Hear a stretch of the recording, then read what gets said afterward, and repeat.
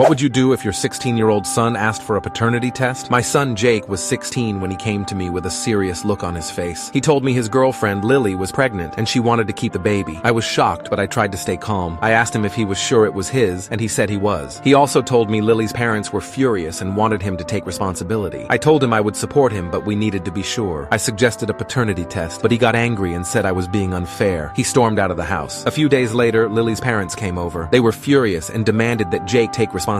I told them I would support him, but we needed to be sure. I suggested a paternity test, but they refused. They said it was unnecessary and that Jake needed to step up. I stood my ground and said we needed to be sure. They left and Jake was furious with me. He said I was being unfair and that I didn't trust him. I told him I loved him and that I would support him, but we needed to be sure. A few weeks later, Lily's parents called me. They had taken a paternity test, and it turned out Jake wasn't the father. They apologized for their behavior and I forgave them. I told Jake and he was relieved. He thanked me for standing by him and we hugged.